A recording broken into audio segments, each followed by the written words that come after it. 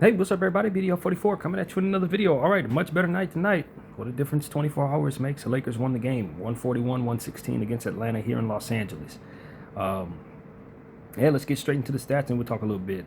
First quarter, Hawks had the 30, Lakers had 37. Second quarter, Lakers had 44, Hawks had 30. Third quarter, Lakers had 21, Hawks had 26. And then fourth quarter, Lakers had 39, Hawks once again 30. Team stats. Lakers shot 58% from the field, 48 of 83. Hawks 45 of 100 from 45% from the field. For the Hawks, 13 of 46 from 3 for 28%. And the Lakers 19 of 34 from 3 for 56%. Lakers got to the line 30 times, hit 26 of them for 87%. Hawks got there 18 times, hit 13 for 72%. Lakers had 47 boards to the Hawks 32. Hawks had 12 offensive boards. Lakers had 10. Lakers had 36 assists. Hawks had 30. Hawks had 11 steals. Lakers only had 2. Hawks had 1 block. Lakers had 3. 16 turnovers for the Lakers. 18 points conceded off of those. Seemed like all of them were in the third quarter. 6 turnovers for the Hawks. 14 points conceded off of those. Lakers had 23 fast break points. Hawks had 16. Both teams had 56 points in the paint. Lakers' largest lead was 32, and for the Hawks it was 5, and the Lakers led this game 87% of the time, the Hawks 9. All right, we'll start with the Hawks. 33 minutes for Okongwu. He was a 7-point guy tonight, 3 of 8 from the field, 0 of 3 from 3, 1 of 2 from the free throw line. He had 8 boards, 4 assists, 1 turnover, 1 block, 1 offensive board, -2 for Okongwu.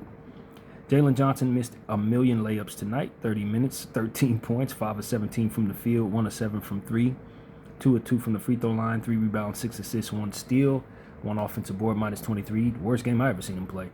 Nickeil Alexander-Walker, 33 minutes, 26 points, 10 of 16 from the field, 5 of 9 from 3, 1 of 1 from the line, 4 rebounds, 3 assists, no turnovers, -37. To play that well and be that bad on the plus-minus. Plus-minus is a useless stat. Victor Krejci, 21 minutes, 11 points, 4 of 11 from the field, 1 of 7 from the 3, 2 of 2 from the free throw line, 2 rebounds, 4 assists, 1 turnover, 1 steal, 1 offensive board, -21 for Victor Krejci. Dyson Daniels, 33 minutes, 8 points, 4 of 6 from the field, 8 rebounds, 5 assists, 2 steals, 5 offensive boards, -9 for Daniels. Corey Kispert, 26 minutes, 19 points, 6 of 11 from the field, 3 of 7 from 3, 4 of 6 from the line, 1 assist, 2 turnovers, -10 for Kispert. Mohamed Gay, 22 minutes, 5 points, 1 of 4 from the field, 1 of 2 from 3, 2 of 2 from the free throw line, 4 rebounds, 1 assist, 5 steals for Mohamed Gay, 2 offensive boards +4 for him. Asa Newell, 10 minutes, 0 points, 0 of 1 from both the 3 and field. He had 2 assists, 1 rebound, 1 offensive board, -9. CJ McCollum, 27 minutes, 25 points, 11 of 23 from the field, 2 of 8 from 3, 1 of 3 from free throw line. He had 3 assists, 2 turnovers, 1 rebound, 1 steal, +2. And Keaton Wallace was 4 minutes, 2 points, 1 of 3 from the field, 0 of 2 from 3, 1 rebound, 1 assist, and 1 offensive board. He was a 0 in the plus-minus. All right, for the winning Los Angeles Lakers, you have LeBron James with 33 minutes, 31 points, 12 of 20 from the field, 2 of 4 from the 3, 5 of 6 from the line. He had 10 assists, 9 boards, 4 turnovers, 1 steal, 1 block, 1 offensive board, +17 for the King. He was excellent. Absolutely excellent. Jake LaRavia, 36 minutes, 17 points, 6 of 10 from the field, 3 of 4 from 3, 2 of 2 from the line, 4 rebounds, 3 assists, 2 turnovers, 1 steal, 1 offensive board, +13. He also played very well, real clean shooting. Huge bounce back for last night's debacle for him. DeAndre Ayton, this is where the game ball's going, y'all. 31 minutes, 17 points, 7 of 9 from the field, 3 of 3 from the line, 18 rebounds on the night, 1 assist, 0 turnovers, 3 offensive boards, +31. He had the second best plus-minus on the team behind Marcus Smart. Ayton cleaned up glass, man. What is that? 20...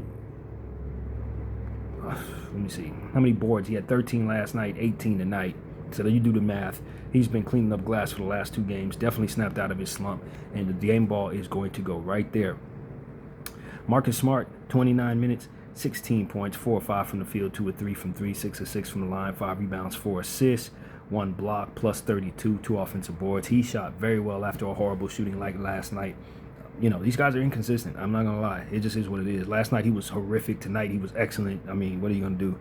Marcus Smart with an excellent game tonight. Luka the Don, man, 33 minutes, 27 points, 7 of 16 from the field, 5 of 9 from 3, 8 of 10 from the line, 5 rebounds, 12 assists, 7 turnovers, 1 block, plus 27. He gave us what we needed. I wasn't a fan of the 7 turnovers, but he shot better from the 3 tonight. He's been shooting well for the 3 over the last 2 games. The free throw line, he only missed 2. Getting there 10 times is fair. 12 assists is excellent. 5 rebounds, fair. So this was a very acceptable game for Luka the Don, but them 7 turnovers, I'm not letting up. He has to come down on his turnovers. Rui Hachimura, 18 minutes, 7 points, 3 of 7 from the field, 1 of 3 from 3, 2 rebounds, 1 offensive board, -1. It was good to have him back out there. Vando, 16 minutes, 3 points, 1 of 2 from the field, 0 of 1 from 3, 1 of 2 from the free throw line, 1 rebound, 1 assist, -6. He's having a quiet week for his standards. After doing some really big things, he was hitting threes left and right last month. This month, I don't think he's hit a 3 at all. So we're kind of, taking some steps back with Vando, but ultimately his energy is pretty good out there. Drew Timme got in the garbage time, 4 minutes, 2 points, 1 of 1 from the field, 1 rebound. That move he made was like a spin move layup. I was like, oh, that's kind of nice, Drew.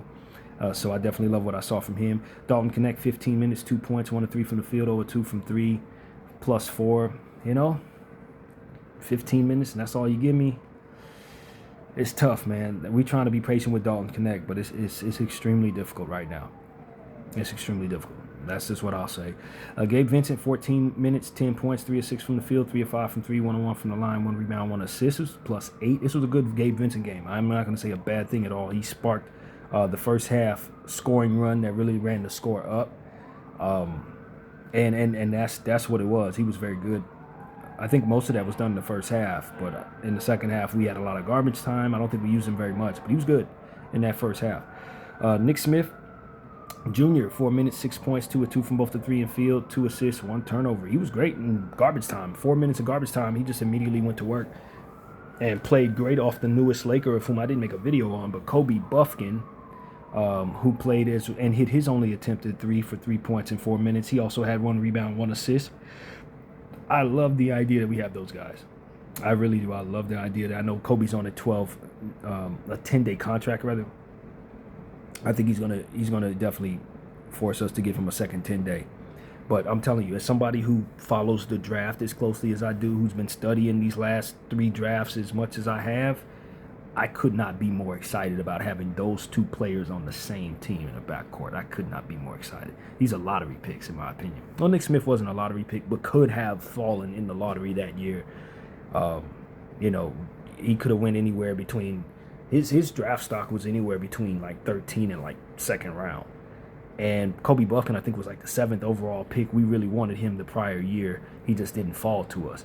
So for me, it's like we got 2 young players that I would have drafted very happily with 1st-round picks in consecutive years.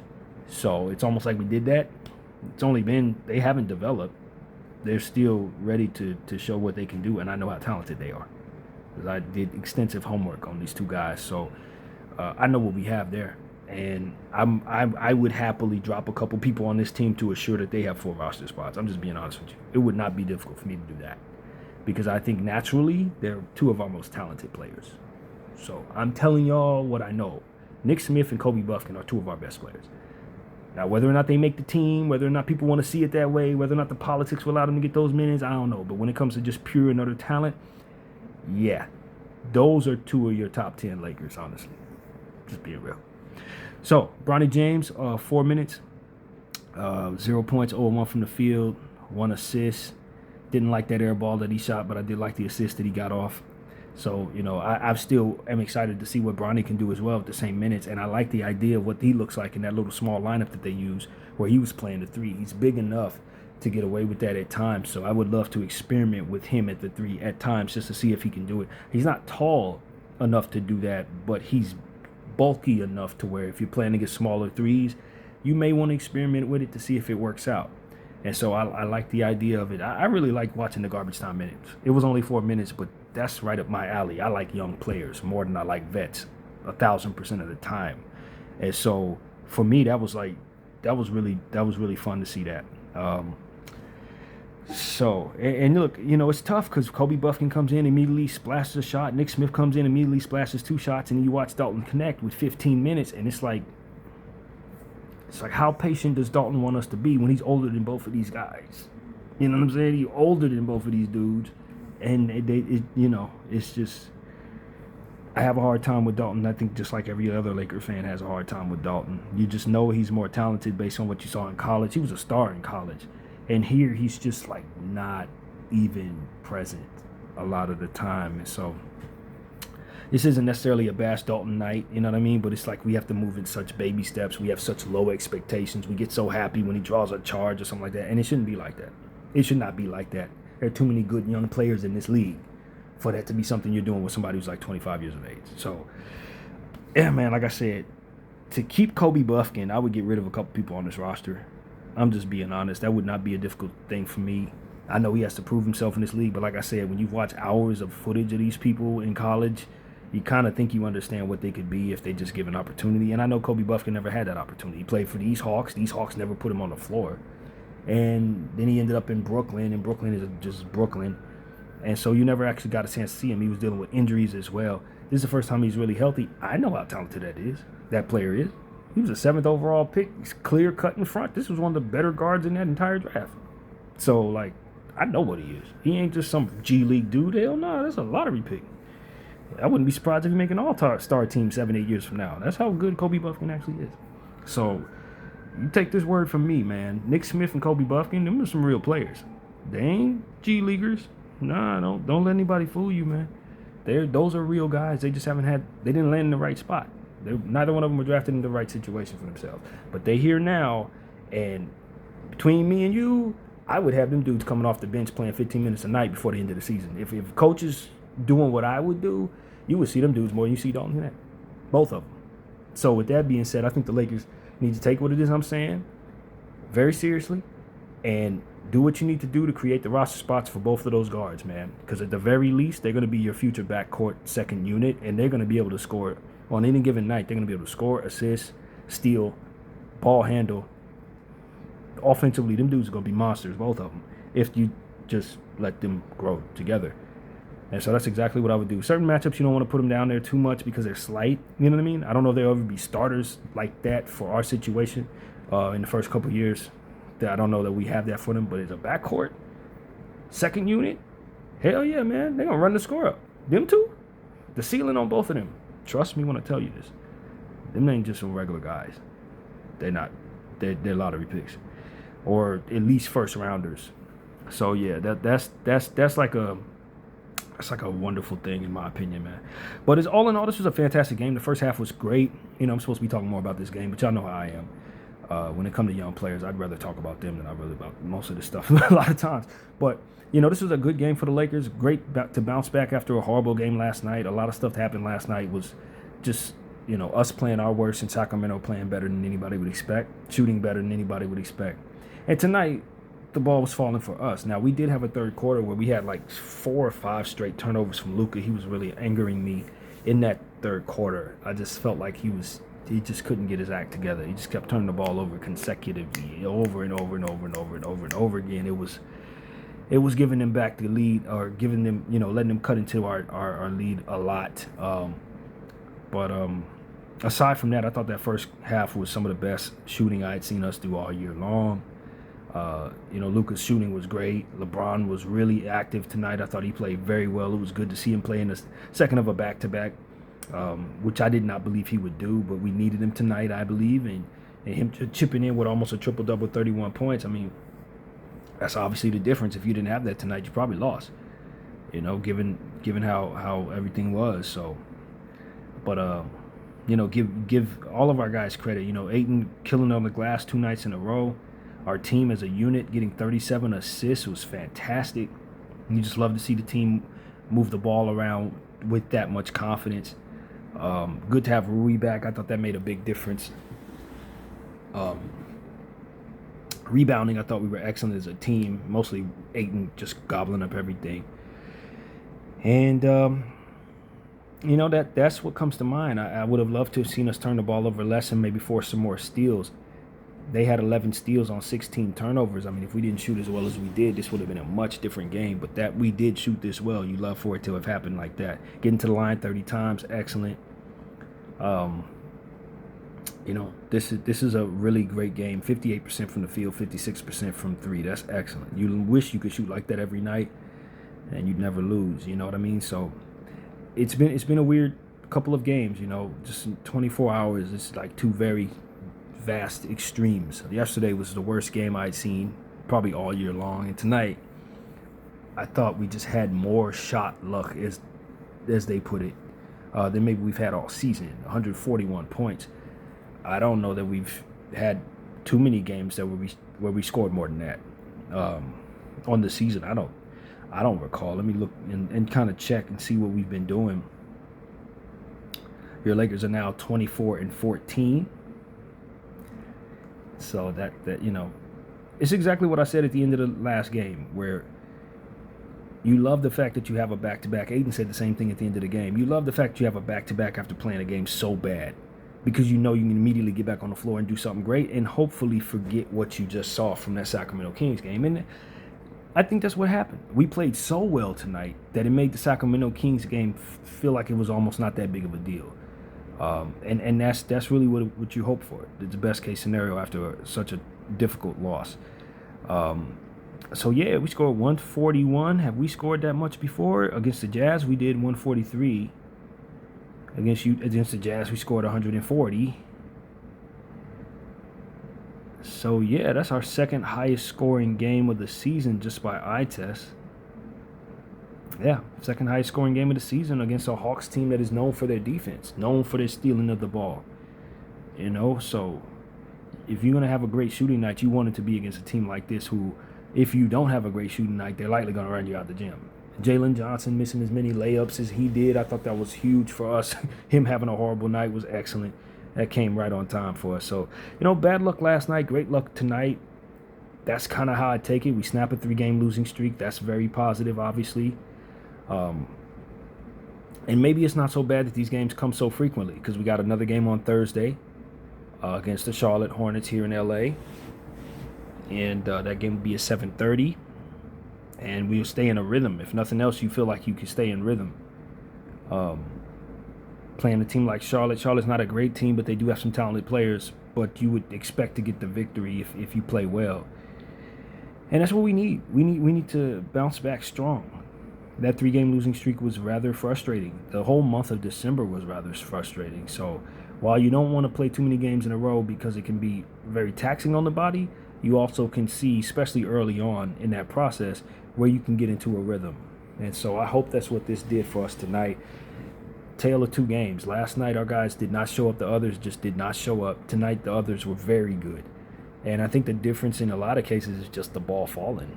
Just getting a victory because you made shots that you often take that maybe don't fall for you. So, yeah, man, I loved it. I loved it. I was very happy with everything today. Since the Kobe Buffkin news came in, I've been pretty, that was chipper for me. I really wanted us to kind of improve our talent level overall. And I've been calling for us to just reach into our G League bag and see if we can get some of these guys on the big team, because I think we have some guys on the G League that are better than some of the dudes we have right here. And you see out of some of the struggles we've had, and I think that Sacramento Kings game kind of solidified that for our front office as well. It's like, we need to do something, man. And I think signing Kobe Buffkin to that 10-day is perfect. And like I said, I don't have any doubt whatsoever that he's going to earn a second 10-day. No question at all. He's going to earn that. We just have to give him the minutes. He'll prove that. I'm not worried about him. And I'm just telling y'all that early. I think he's super talented. He's going to be a 50-point scorer if he develops properly. He's a real dude. So I can't stress that enough. This was an excellent acquisition for the Lakers just in general, and then calling him up to the big squad probably should have been done sooner. So that's what it is for me, man. I just want my team to get better. I really do. I don't want to harp on any one lead or one win or one loss. Tonight was a nice victory for us. I did think that we were starting to give the game back after having a 32-point lead. We let them cut it all the way down to like 11, which was not good. Turnovers were the problem in that regard. But I thought we kicked it back in gear in the fourth quarter. And a lot of that had to do with LeBron James' efforts. Um, I thought he was excellent tonight. DeAndre Ayton rebounding, you know, that they were huge, man. Their efficiency was great. Shout out to Marcus Smart, who really bounced back well. Just love to see the shot fall for him, especially after the last couple of games where he couldn't hit crap. To be honest with you, he was horrible these last couple of games on the offensive end. So tonight he was excellent. And that's what it is. You know, some nights you're going to get a lot out of these guys. Other nights they're going to be like that. And if it all goes well, you get this. And if it all goes bad, you get that. And that's just kind of the essence of what our team is. You know, it's hard to really get too excited. But it's also hard to get too down. You know what I mean? And so that's kind of what your team is giving you in a matter of 2 nights. You get extreme highs and extreme lows, and you just got to try to stay even keeled through both. And that's what it is for me. That's the tone tonight. So yeah, good way to make us feel better about ourselves, Laker team. You know, overall as a fan base, you really want to be able to bounce back. This Kings game was the game that you definitely wanted to immediately get back on the floor, and that's what we did. We turned around, got back on our home court, faced a team that we thought was even better than the team that beat us, and blew them all the way out, man. Scored the second most points that we've scored on the season against a team that I can argue is probably one of the best defensive teams in basketball. So that is extremely impressive and encouraging, and you know, that is the tone for the night for me. I ain't going to sit up here and say, oh my God, we're the greatest thing ever. Not after what we saw last night. But I'm also not going to be thinking about what we did last night so much that I can't acknowledge that this was an extremely encouraging basketball game. And I think Ayton is turning the corner. And when he plays well and rebounds the ball, it really does mask a lot of problems. And him rebounding the ball and being as intentional on giving us energy over the last 48 hours, I think has been the difference for us. It's really made a difference. If we would have had all of the production that we got last night, I think we would have got the victory there too. But then again, Sacramento was shooting very well, so it was very difficult to beat them. So it is what it is, though. I've loved what I've seen from Ayton in the last 2 games, and I wanted to continue to do that against Charlotte come Thursday. So, Western Conference, OKC is in first place, 34-7. San Antonio's in second place, 27-13. Denver's also got the same record in third place, 27-13. Fourth place, Minnesota, 27-14. Fifth place, Lakers, 24-14. Sixth place, Houston, 23-14. Seventh place, Phoenix, 24-16. Eighth place, Golden State, 21-19. Ninth place, Portland, 19-21. And 10th place, Memphis, 17-22. So, you know, we're kind of in a space where we're fighting for 5th or 6th place. Some nice distance between us and Minnesota right now, a game and a half to be exact. But like I said, these games come frequently. So if you go on a nice little 3-game winning streak here from here, you can find yourself back in that top 4 mix. And that's what we should want to do. That should be it. We should, even though these games are real tough, as it pertains to having these back-to-backs and all that, we should be looking to win all of these games because we know that we are better than these teams. You're better than Portland. You're better than Charlotte. And I believe we're better than Toronto. I believe that. I think we are better than Toronto. They have the same record as us, basically. Actually, no, they have 3 more losses than us. So, yes, by record, you are better than Toronto. You should want to beat all these teams. And if you do that, you're going to love where you're at in the standings. So, that's really what it is, man. Lakers we've snapped a 3-game losing streak. That's the main thing. 5-5 in our last 10 games is not good. But you can see where the players are not getting too low. After a massive loss, they bounce back with a lot of confidence. And that's what you want to see. That's what you want to see. You don't want to see spiraling and people pointing fingers and slumping their shoulders after getting blown out. That's a terrible sign. But we got blown out, turned around the next game, and seemed like we had a lot of pep in our step. And I thought we started the Sacramento game kind of the same way. So the energy hasn't necessarily been really bad. And you take that for what it's worth.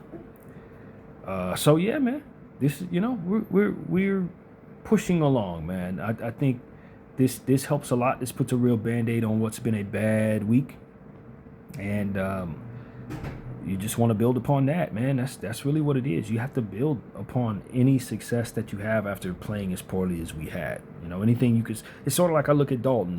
It's like any little good thing that he does, we want to point out. That's kind of what it is for our team. And I don't think this was a little good thing in the presence of a lot of bad play. This is a big win. And dropping 141 points is not bad. I thought our defense was much better tonight, even though we're still not performing well defensively. But you want to see improvement, and I thought we really showed a great deal of improvement tonight defensively. And that 44-point second quarter was great. 39-point fourth quarter, very good. 37-point first quarter. Like I said, the third quarter was just Luka turning the ball over for half the damn quarter. Outside of that, I thought we were excellent. In other areas, just making sure that we get points up. I thought we generated much better quality shots tonight, mainly because we were focused on getting Ayton the ball more. Obviously, having Rui back helps with that. And just our role players just shot well. They just shot well. Just like last night, they didn't shoot well at all. Tonight, they all chipped in and shot well. So it was good to see guys bounce back. And, just kind of forget about last night. That's really what it was. We forgot about last night, and I loved the show, how they responded to what took place there. I love how they responded to that. So that's really what I gotta say, man. Not too high, not too low. Very pleased with the win, but still understanding how bad we've been struggling. Hoping this is us turning the corner, but even if it's not necessarily us turning the corner, we know what we're capable of when we come together and play well. When we play like a team, look to get 37 or 36 assists, whatever it was, as a unit. That's extremely impressive. 19 assists in the first half. That is extremely impressive, man. You played together. You didn't let the bad loss drive you apart. And that's a sign of a team that, if they're given the tools, can continue to fight and maybe do something special depending on how much you give them. So that's really my take on that, man. So that's it. That's what it is, man. Game ball goes to, again, DeAndre Ayton for continuing to clean glass. And, welcome to the Lakers, Kobe Buffkin. Love what LeBron's doing in year 23. Luka continuing to be a superstar in the stats and on the basketball floor. I need him to stop turning the ball over. BDL 44. I thank you all for watching. I'm out.